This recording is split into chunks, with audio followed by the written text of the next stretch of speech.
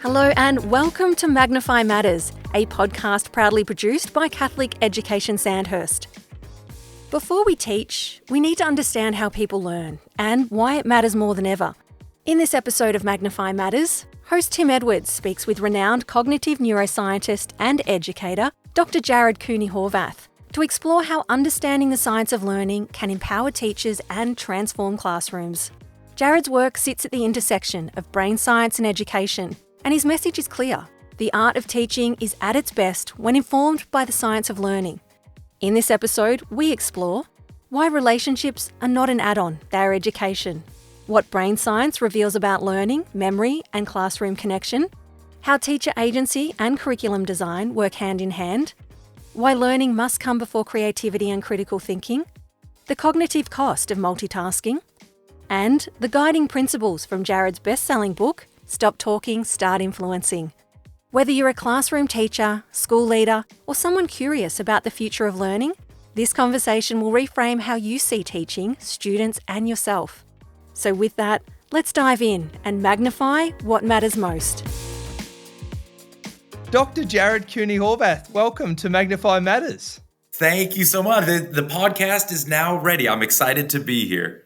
We are thrilled to have you. And by the time this episode drops, you will have spent 3 days with all of the Catholic Education Sandhurst staff between Easter Monday and Anzac Day on the Friday. We've quarantined the time exclusively for you, so we might chat a bit about that later on in the episode. But before we do, tell us a little bit about you, your education journey, how you led to where you currently are. Where is that? Give us a bit of a rundown.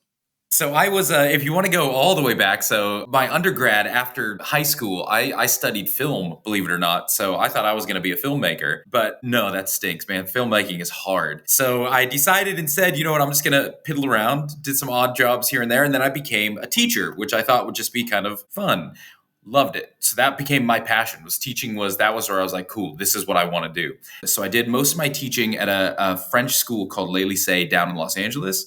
So it was a French school, so it was all for the international students. But they had a bunch of local American kids too. They basically just gave me the American kids. They're like, you speak English, they speak English, go. So it was like this free-for-all experimentation. We do math, we do English. Me and these kids, that was it. We were school together. And then I did some work up in Seattle for a bit with my brother as well, which is very cool. And then just piddled around other schools. But that was all during the decade of the brain, was kind of like the big thing going on. So everyone was like brain books and brain this. And so I figured, cool, I'll go learn that, because if I know the brain better, that'll make me a better teacher. That was my assumption. So I went back thinking like maybe a year or two of my life, I'll study the brain. I'll come back to the classroom. Man, academia, you can't get out of it. It's a black hole. Once you start in academia, you get stuck. There's always one more thing you got to do. So you can't ever really leave. So it's now been 17 years really that I've been in academia. So all my teaching, unfortunately, now has been largely at the university level. But that whole time now I study, basically anything that has to do with learning, neuroscience, artificial intelligence, psychology, you name it. My job has now been to synthesize that. And I have the best job in the world in that I get to go talk with teachers and students and say, here's what this all means. 2 decades ago, it was just this buzzword, brain. Now we can really lock this down and say, here's the good stuff. Here's the nonsense. Here's what we can use as teachers. Don't even worry about this stuff over here. So I basically call myself a translator now. I translate between the lab and the classroom. Well, you have done a great job at the start of this explaining a little bit about yourself. So do you track your involvement in schools and, how many schools you've visited and the people that you're speaking with and engaging with over that journey? Like, do you have any idea? I'm not really good on the data front on this. It's a good bet that I've been able to work with over 1,000 schools. And I know I've been on every continent except for Antarctica.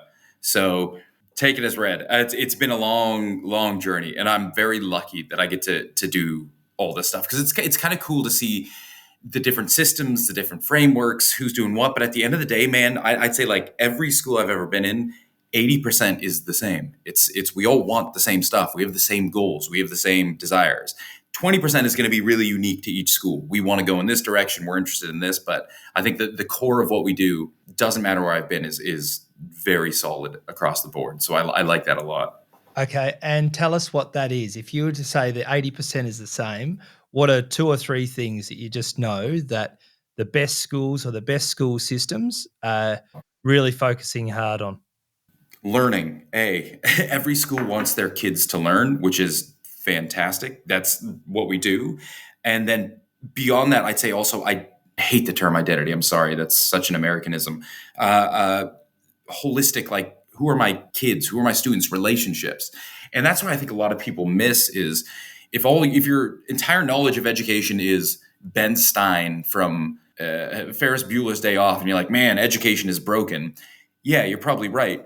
But if you actually go into schools, it's people who care, teachers who care, working their bums off to not only help kids learn, but help them develop holistically and become themselves. And so I think a lot of people also are drawing like this line between school, like, oh, it's too much about learning. Mate, we have never focused more on human development than we have in the last 2 or 3 decades. School is wonderful. I think the best example I ever saw is my wife. She, I guess, hated school growing up, which is fine. We all hate school growing up. And so I'm like, why did you not like it? And she's like, oh, it's just boring. They just talk to you and they slap you with rulers and all this nonsense. I'm like, cool.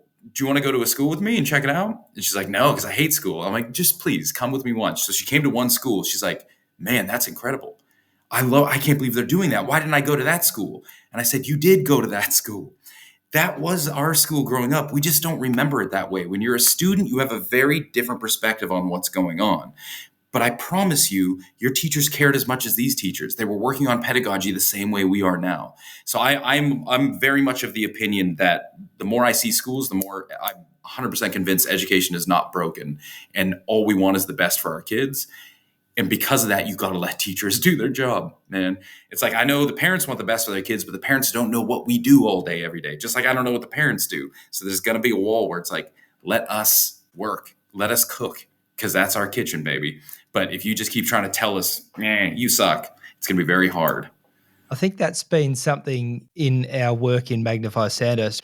It's been so rewarding to observe the deep passion that our teachers and school staff have for the best for the kids. You know, that it's been something that's really has identified how our teachers care so much about getting it right, and the investment that goes into that, and their sleeplessness that goes into making sure that we look after these kids because we deeply care. It's a genuine vocation. That's a perfect term. It's a vocation. It's not a career in the traditional sense. It's a passion. It is a career. I mean, it absolutely, but it's a passion for us. And people just think, oh, those who can't teach. Oh, well, you couldn't be an artist, so you teach art. You couldn't do math, so you teach math. No, I teach math because I love teaching kids. I love helping the next generation grow. And that's what people are missing, that we actually care about what we do.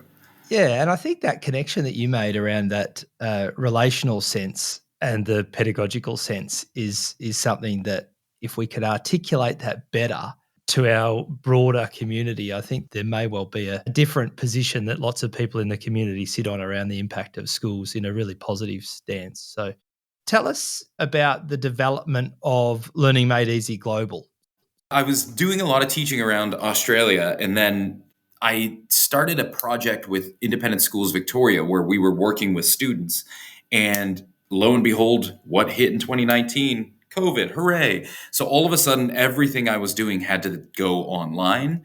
So I figured, I did all my research, what's going to work best. And I realized if I can turn that into a digital program for kids that's structured for teachers, that's going to work better than me trying to do Zoom sessions all day, every day. And then all the stuff I did with teachers just kind of fell on the back of that, because I was in Melbourne, as you all were. So the lockdowns just kept on going. And so a lot of the stuff I was doing with teachers, I realized would work better if we did it in kind of a more structured digital format. So yeah, Learning Made Easy basically is a product of COVID, where I took everything I teach, master's program, students, teachers, and condense it all into programs so that if COVID ever hits again, cool. And now the good news is I didn't know that I'd move back to the US eventually, but because I did, now that we have everything kind of in these programs, that gives us a lot of more room so I can keep tabs with my Australian schools without having to be here 24/7. And you had done some work in Sandhurst around that time as well with some of our graduate teachers. So we're really thrilled to have you backing and engaged. Just back to COVID, we were a little bit lucky in Sandhurst, the distance from Melbourne. We were outside of the extreme lockdown zone, whilst we were still locked down more than many other parts of Australia and the world. What do you think we learnt in COVID about pedagogy, about brain science, around learning and teaching? I'm just wondering if you've, from your perspective, have identified any, shift or a point in time where people said, hang on, we actually need to explore how learning happens better here or again here. So I'm working on a book right now called The EdTech Revolution Has Failed. And it's basically the entire argument for why digital technology harms learning just across the board. I mean, you still can learn by all means, and there are better or worse pedagogies for digital. But compared to live, digital just tanks all the time. Because I'm writing that book, I have to do a lot of speaking about that topic. And I always get the same pushback from people. They're like, well, this program worked, or this MOOC worked, or we have this. COVID was the test. That was it, baby. Man, if tech was going to work, that should have been the beginning of the new educational realm. That ed tech was salivating for that to happen. And what happened? Holy geez. Within about a month, we realized this ain't working. Why? Because learning and teaching are interpersonal. It is not transactional. Most ed tech thinks teaching is just transactional. Can you get the right thing at the right time from the right program? You will learn. It turns out it's completely interpersonal. If you can compare what we call personalized instruction, giving kids their own one-to-one tutor, digital, cool, versus an empathetic relationship between a teacher and a student, the empathetic relationship has about 2.5 times greater impact on learning than perfect personalized education. So in a very real sense, if you could choose between having the right information at the right time in the right way you want it, or liking the person you're learning from, always choose to like the person you're learning from. You'll learn more. Now, why does that become an issue? Because we can't really form relationships digitally. It is wickedly difficult to do Zoom relationships.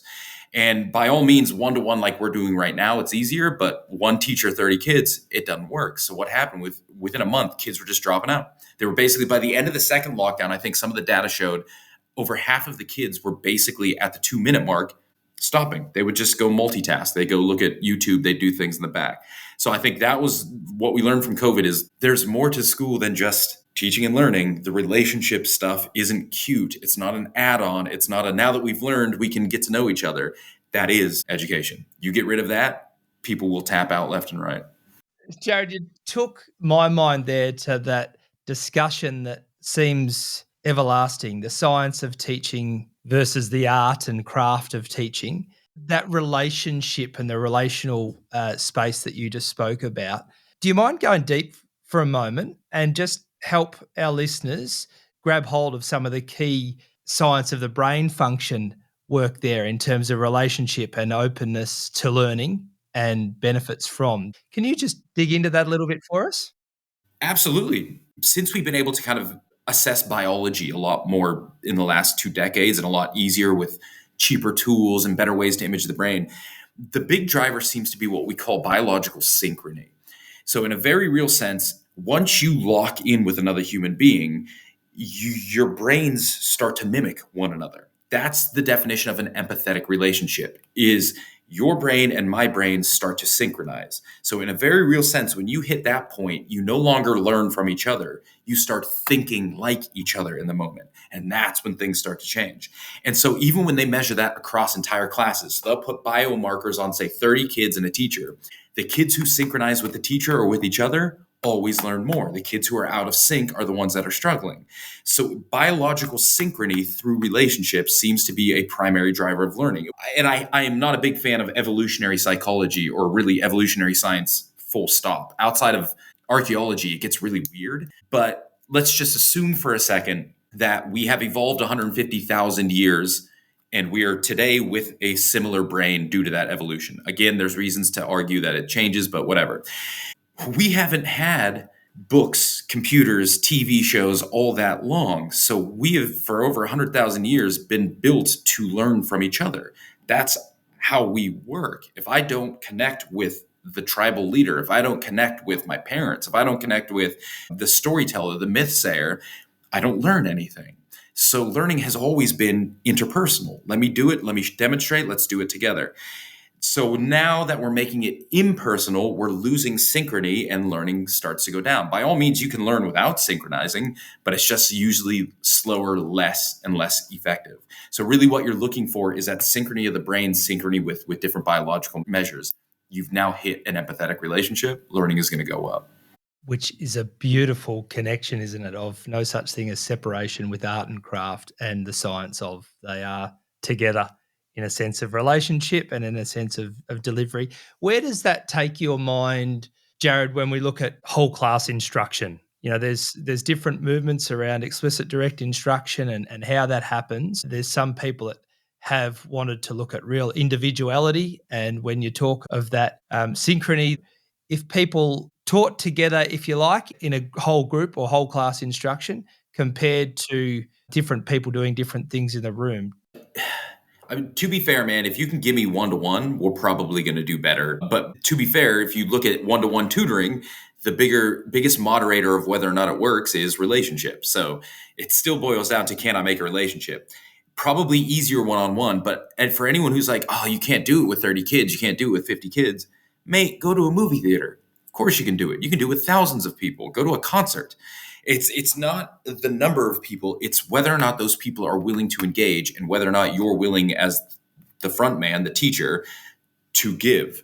And this wasn't my group by any means, but a group did research with like 200 people watching a movie in a theater. There were periods of times for like 90-second chunks where everyone would blink at the exact same time. 200 people perfectly biologically synchronized.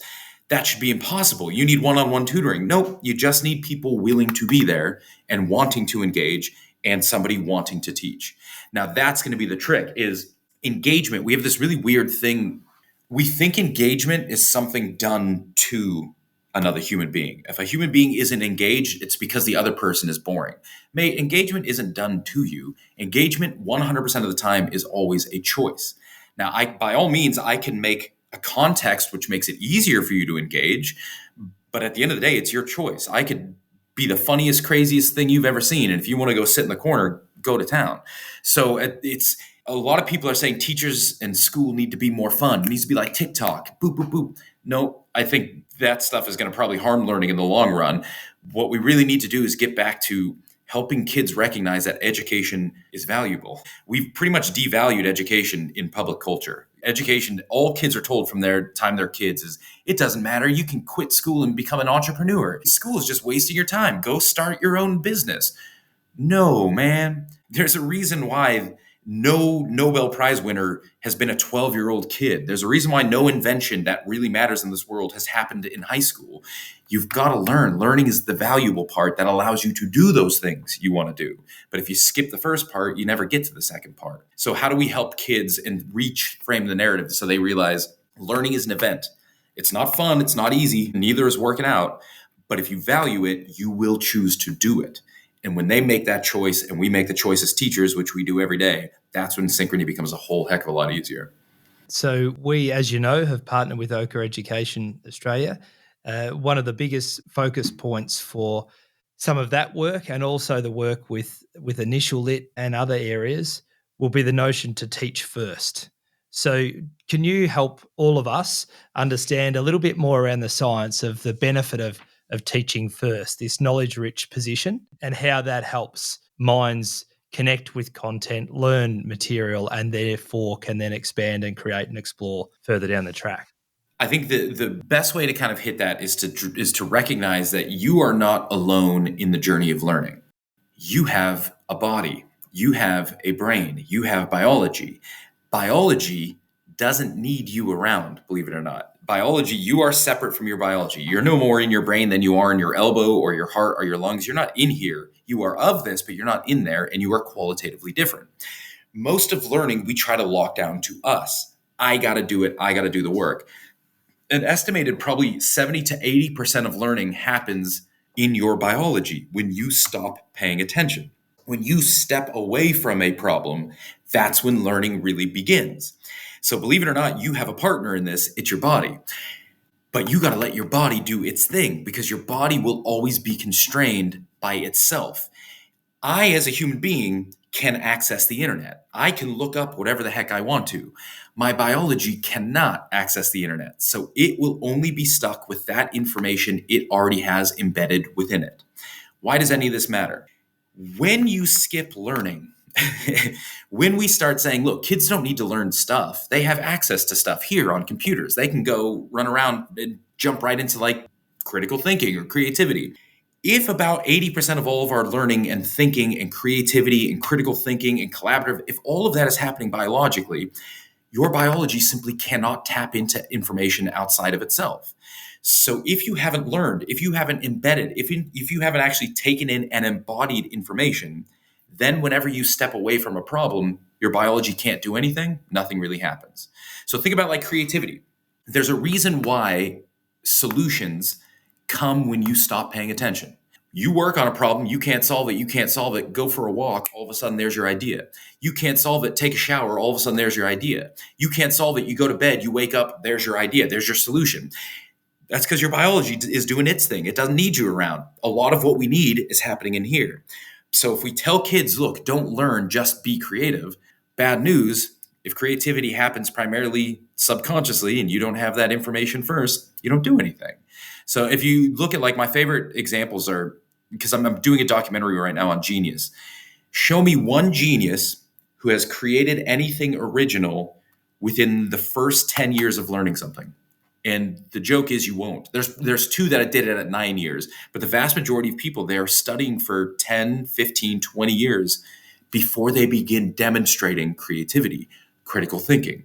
And the reason for it is they need to build that body of knowledge, embody it, so that their biology can do its thing, support them, and now you're creative. Now you're doing the work. So skip learning at your own peril. It's the greatest way to make sure your kids will never hit those higher order skills that the world is demanding of them at this moment. Jared, wonderful summary that pulled so many different threads together. And I'm just so excited by the idea that hopefully many of our staff in Sandhurst are listening into this after your 3 full days with them. Jared, do you just want to go through a little bit of a rundown around how you're going to take us through those 3 days? We've spent a bit of time planning it, but it is all well and truly implanted in your mind. So tell us about the 3 days, and also now, as people are listening to this, what did you hope that they would get out of those 3 days? Yeah. So I've kind of, in my head, it's broken down in 3 kind of sections. Section 1 is, we'll use the metaphor of a computer. Section 1 is going to be the operating system. Here's where we're going to learn what are the basic patterns that the brain uses to make sense of the world, and then what does that mean for learning. And from that day, from those sessions, there's 2 big kind of things. Is one that I want people to take away. One, it's a real big buy-in session because it gets people to realize that learning isn't ethereal. Learning isn't an unknown thing that changes moment by moment. Learning is a very specific thing, and we can lock it down. Once you know how the biology works, you understand learning, you can start to now say, cool, what might that mean for pedagogy? So that's the second thing, is I want them then to start thinking about how do these basic patterns then align with what has worked in the past, what hasn't worked. And if you can start explaining why certain pedagogies work the way they do, now you can take agency over those pedagogies. You're no longer left saying, I teach like this because I was told to do that, or I do this because John Hattie said it was important. You say, I do this because the brain works this way. That's why this would work. Because memory works like this, that's why I would do this. Once you know why those things work, you can take agency over them. So that's the start of our journey. Day 2, I'm going to say now, is kind of the hardware process stuff. Is now that's where we're going to go into what is actually that process of learning. What is deep learning? What is surface learning? How do we transfer knowledge and context between ideas? And that is a little less practical, but that gives you a framework now to start making decisions for the rest of your career. So I always say the learning process is the map. Now you can kind of dance however you want around it. But if you don't know the map, you don't know where you need to be at the right times. So it doesn't really dictate anything about teaching or pedagogy, but it gives you the lens through which to start making those decisions yourself. And then the third day, I say we'll go into like kind of the software or the programs. That's where we'll get into just how does memory work? How does attention work? What are some real hardcore principles we can use that we can start filtering through this kind of roadmap of learning and applying day by day? So we start with that kind of operating system, move into the hardware, and then we start playing the games, the programs on that hardware afterwards. And at the end of the day, really, what is the one big thing I want teachers to take away from all of this is agency, agency, agency, agency. You could know everything about learning. Believe it or not, I'm one of the few people who seem to ever say this. Learning and teaching are dissociable, man. You can know everything about learning and be a horrible teacher. Just go to university and watch some of these people try and teach. They're trash. Or flip it, and sorry for anyone I've just offended, sorry. But flip it, you could also be an incredible teacher and have no clue about learning and be just fine. My neighbor is a primary years teacher. I try to teach her about how reading works and numeracy works. She's like, I don't care. I know how to develop it. I don't need to know what's going on in the brain. I know how to teach. I know how to get kids thinking. Dissociable things. So as we go through, we're going to look at the science of learning. The big thing I just hope teachers recognize, and I'm going to keep hitting it home, is none of this dictates practice. None of this should take away their expertise and their agency in the classroom.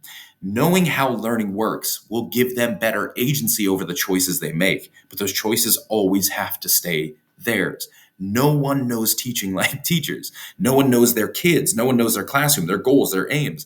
That's why I always kind of blink when other researchers in my position write books where they're like, teach like this, don't teach like this. This works, this doesn't work. I'm always like, how the heck could you possibly tell a teacher what's going to work or not work if you don't know their students, their goals? You don't even know what they're trying to achieve. You assume it's, I want you to memorize a fact, but maybe it's something else. So I'm gung-ho on saying I will never teach teachers how to teach. That's their expertise. But if we understand learning, that might give them better agency over the choices they make, but they always got to remain in control of those choices. Jared, thank you. And we're really looking forward to and hopefully learned a lot from some of those broader topics around stress and performance and what good stress can be and how that can impact our relationships as well and how we engage. So it's learning, as you put it, around how we relate. And I think that that's something that's really, really telling. So the best thing I ever hear is when a teacher goes, oh, is that why my kid does blank? Or, oh, is that why we always, it's like, what's going on. If I can just give you the mechanism, that gives you a little bit more control. But the other thing I love is when teachers come up and they say, that was really more about me than anything else, wasn't it? Like, yeah, it's learning about learning is good for teachers and students. It's good for everyone because it just gives you insight into who you are, how you think. And the more you know yourself, the more you can influence and impact others because you have a better sense of how to control that kind of system. So I love that when people recognize that, wait a second, this is kind of meaningful for me as a parent, for me as a human. I'm like, yeah, that's why I love it so dang much. It's us. It helps us understand us.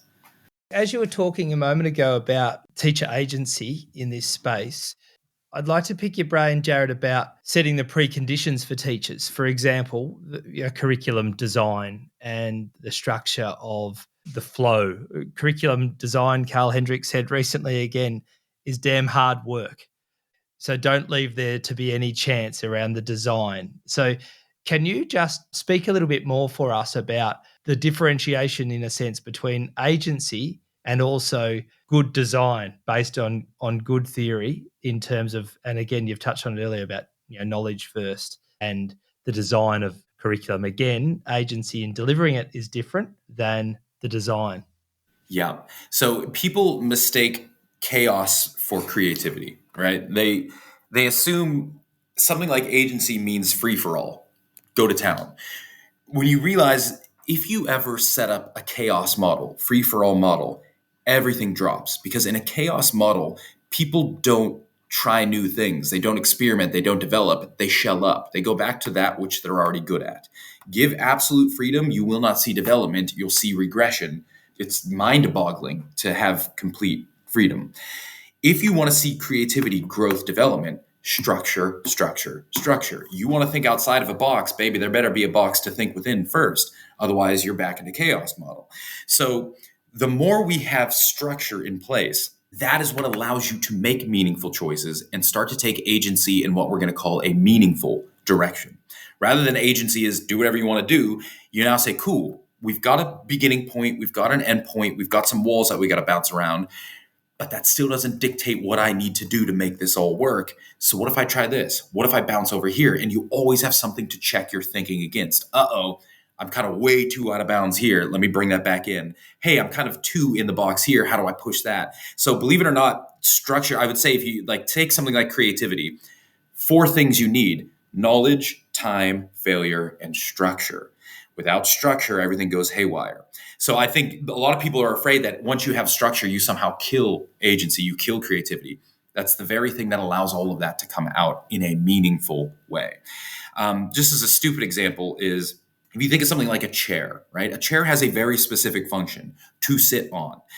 Now that you have a very specific function, a lot of people think, oh, that's it, you're going to kill creativity. No, think of the millions of different chairs you have seen in your life.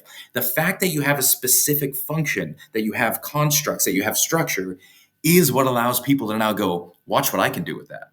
See, you thought it was only this. Look at what I can, look at the chair I just built. And you're like, oh, and the joke is some people will build chairs that you simply can't sit on. In which case, cool, you went too far out of the box. It might be neat, but it ain't a chair. Without that structure, we don't know. But with the structure, we can confidently now say, cool, bring it back a little bit. That's no longer a chair. Now it's a table. How do we bring that back in? So the structure is what's going to free you up to actually use your agency in a meaningful way, rather than just handball, do whatever you want with your kids, in which case not much is really going to happen there. Jared, your bestseller, Stop Talking, Start Influencing, which may well be overtaken by your new book. But tell us about Stop Talking, Start Influencing. Its success, has that surprised you? Have you felt that that's something that's been fully utilized and harnessed around the globe? Don't be bashful. You've heard that term before. It's like, I'm the world's first 5-year overnight success.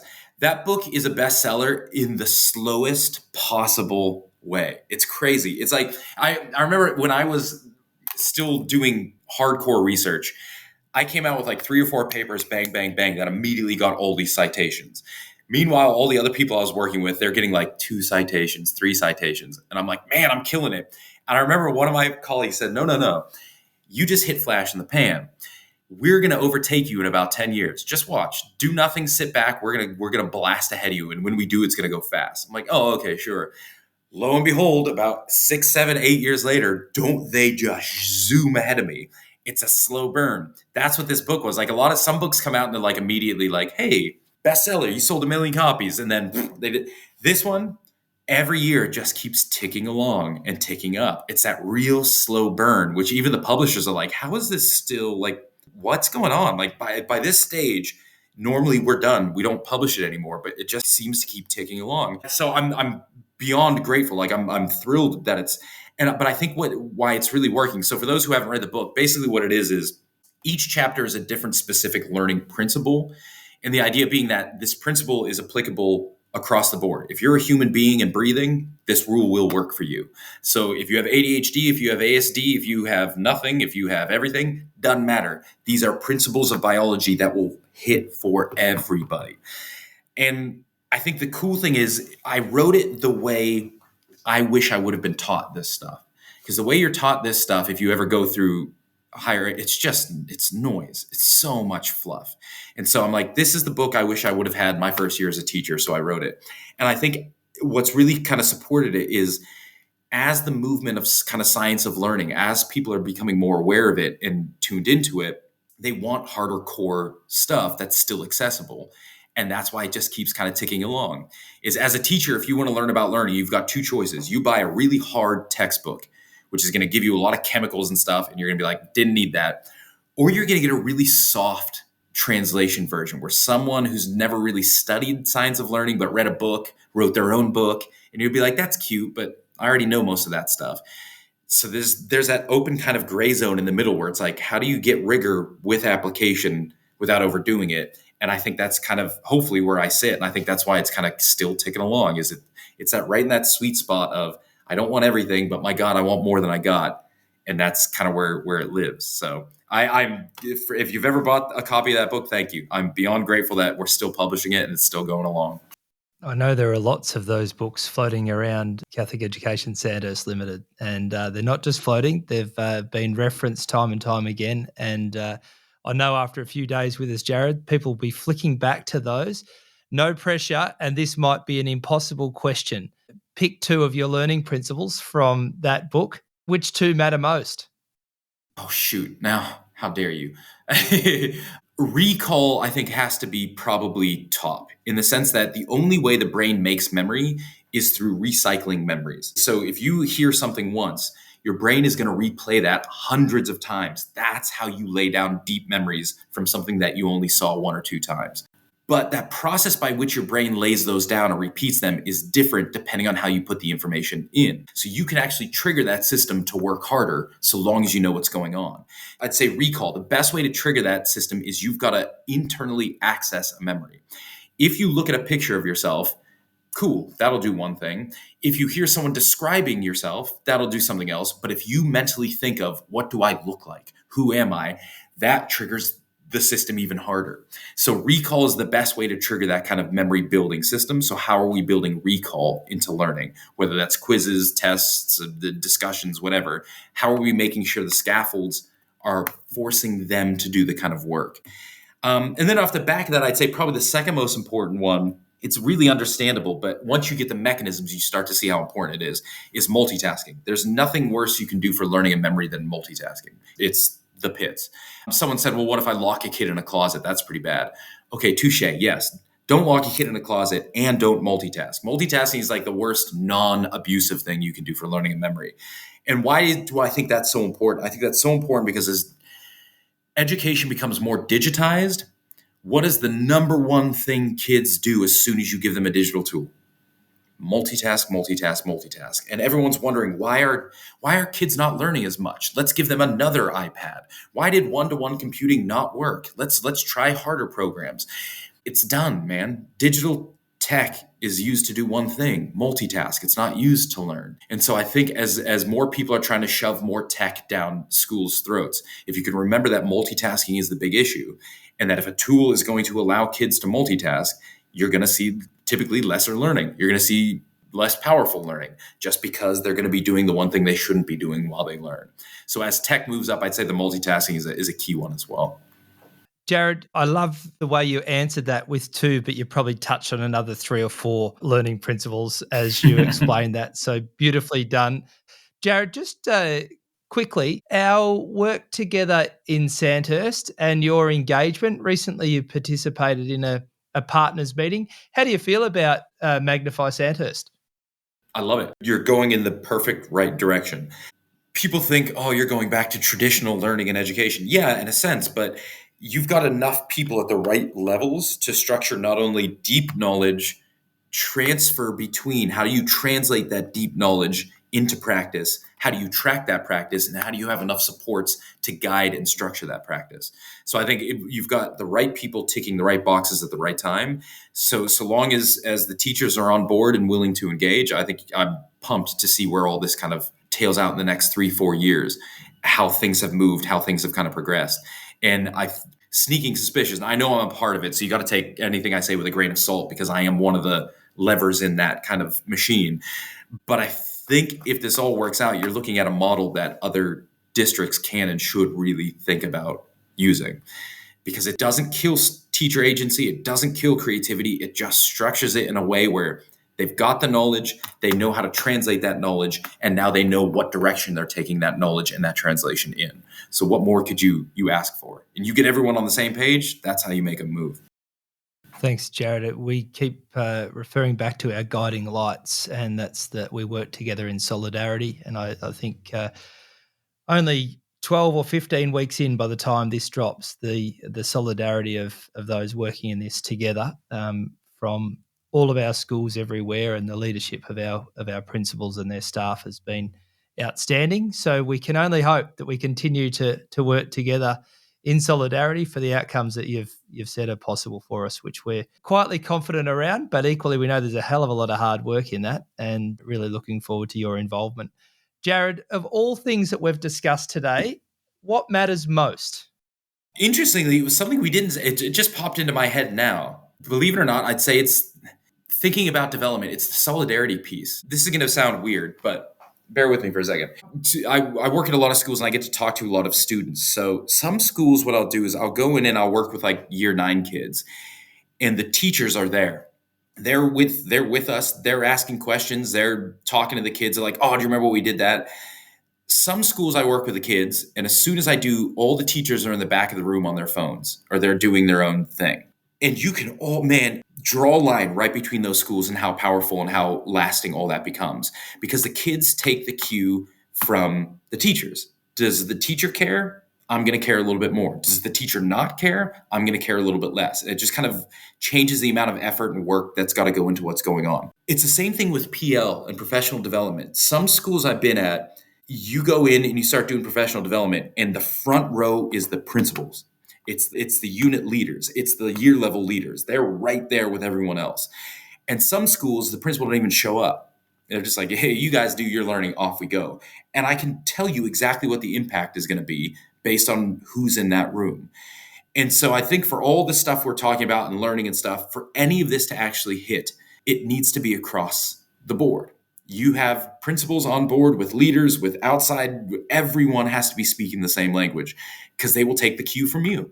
So I think oddly enough, of all we've spoken about, that's the thing resonating in my head the most right now is that solidarity piece.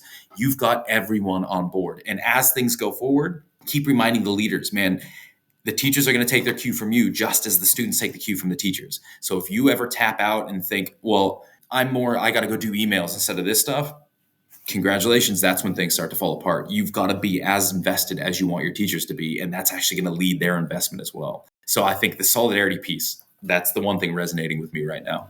Jared, it's been a terrific opportunity for us to connect with you again in the Catholic Education Sandhurst community after some earlier involvement, as I said, with our grad teachers 4 or 5 years ago or more. Your passion for education, for how the brain works, for the connection to the relationship that people have with their students and with each other is really profound. And it's been a great opportunity to chat with you today. And we thank you in advance for the impact your professional learning days are going to have with our staff in Sandhurst. And we know that you'll continue to remain connected to us and our work. So thanks again for your partnership. No, thank you. And congrats on good work. I can't wait to see where it all goes. That's it for this episode of Magnify Matters. Make sure to follow the show and share it with someone who cares about great teaching and learning. You can also leave a review or connect with us online at Catholic Education Sandhurst. Until next time, stay with us as we magnify what truly matters.